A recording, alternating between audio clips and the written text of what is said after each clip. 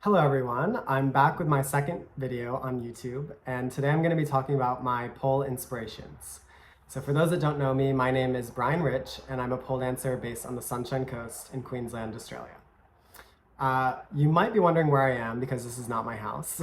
um, my partner and I are getting our home renovated a little bit, so we're redoing our floors. There's a little bit of demolition that's involved with that, so we're staying with a family member for the time being. But it shouldn't be too much longer until it's finished. But anyways, my pole inspiration. So I'm going to talk about my top three. Although I have many pole inspirations, I did just want to narrow it down to three. And I think that these three dancers in particular, you can really maybe see their influence in my style of dancing. I don't know, that would just be my opinion, but I'll let you be the judge. So my first and most major pole inspiration, still my biggest inspiration to this day, is Bobby. Bobby founded Bobby's Pole Studio, which is a franchise of studios in Australia, and I think there's one or two in Asia as well.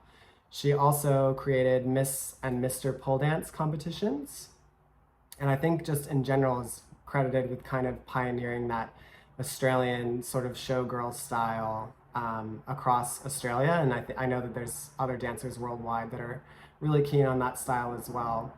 And I don't think that you can think of that style without thinking of Bobby. Now, a little bit about Bobby's background. She was a dancer in some cabaret shows in Japan for, I think, quite a while, and then relocated back to Australia and in Sydney. She was dancing in some clubs, and then Bobby's Pole Studio actually started in one of the clubs that she was working at. They had, I guess, a few girls that wanted to learn, so they started it there, but then it quickly grew into something much bigger, and they required a studio space soon after. They opened their doors officially in, I believe, 2004, and I think that they were the first studio to ever open in Australia, so that's quite unique. And I think it really speaks to Bobby's influence. She was an incredible dancer, and I don't think that you can really, again, think of the Australian style of pole without thinking of Bobby. So I found out about Bobby very early on when I started pole. I stumbled across one of her videos on YouTube, and I was instantly really drawn to her technique and the way that she moved so effortlessly. It was almost like anti-gravity to me.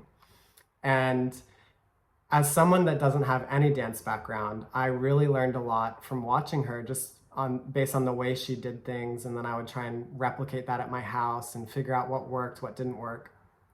So things like, straight legs, so straightening your knees, turn out, so turning your leg out.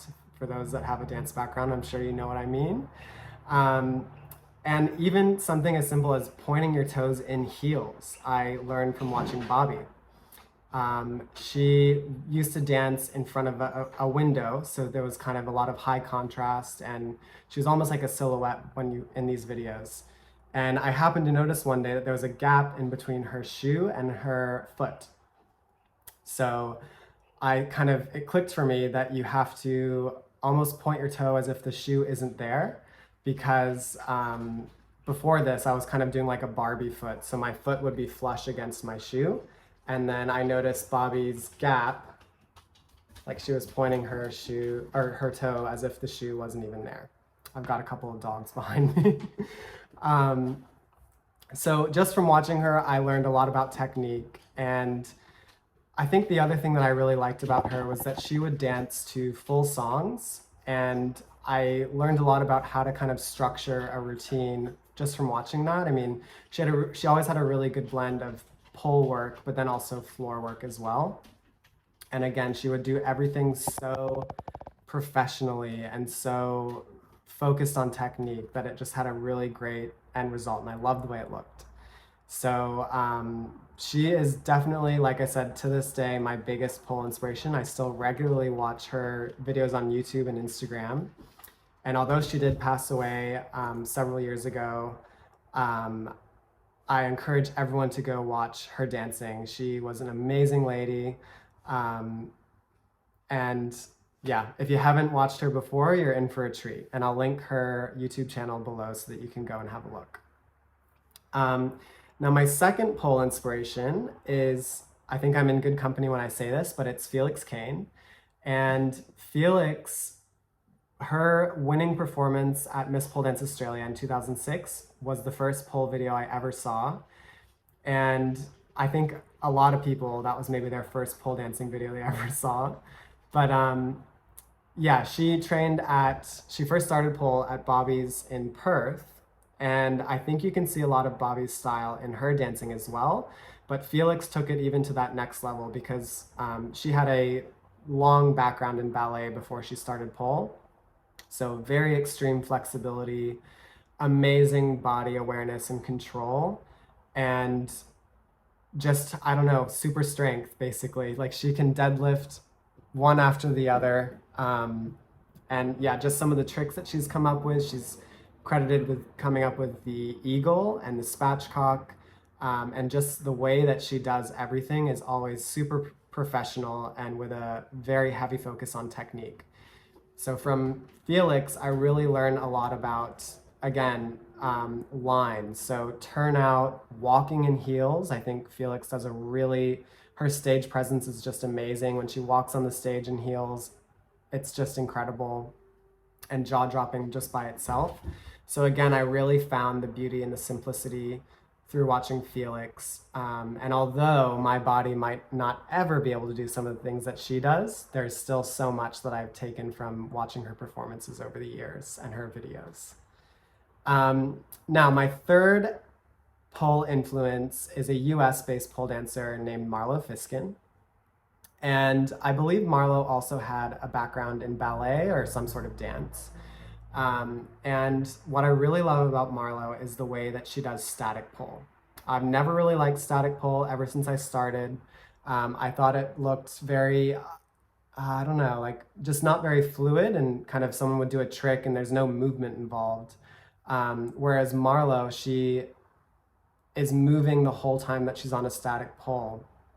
And the techniques that she uses are really interesting. And I think that, you know, she's really pioneered the way we all think about static pole. Just that it can be a very fluid dance still. Because I think for me, like I said earlier, static pole always just felt kind of cut off and not very fluid. So I think she's really changed my mind on that. And whenever I have to prepare for a competition and I'm forced to do static, I always reference her videos first for inspiration on what I should do for my routine. She also has some really great videos on Instagram with tips and tricks for different moves and different transitions. And I think that if you're still trying to work out proper technique for some things or different tricks, definitely go and check out her videos because she does a great job of explaining and breaking things down.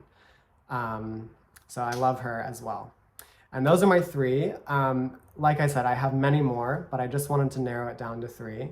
I think I will say in general, my inspiration is largely drawn from, again, that Australian showgirl style of pole. So others that come to mind, Chili Rocks, Cleo the Hurricane, Daisy, Jetta Jordan, and pretty much anyone that's ever been in the opening numbers for Miss Pole Dance Australia. I just have always loved that style. And I think what I love about it so much is that it's always been a focus on the dance and the technique and the overall performance rather than the actual content of what you're doing. I've never been one to strive to do like an Iron X or a deadlift, although I would love to be able to do those things. I think that kind of style, the Australian kind of style of dance, it's very attainable for the average person, and it always gives you something to work on. There's always something to improve when it comes to your lines or flexibility, rather than kind of just wanting to do a deadlift. I think that's a lot more daunting. And, you know, with that being said, setting goals for yourself, I think it's important to be honest and realistic with yourself about what you can achieve in a given amount of time. And you never want to set yourself up with a goal that, you know, is unachievable and is just going to let you down. So be realistic with the goals that you set for yourself, and you'll have a very long and happy life as a pole dancer. That's it, I think, for this video. On my next video, hopefully my house will be finished with renovations and I will have my pole set up. So I was gonna make a little video talking about the installation process of the pole that I'm getting. It's a Pussycat pole, and I've never had one of those before. So I thought I might talk about that, and then X poles and some of the other different options for if you're curious about getting a pole for your own home.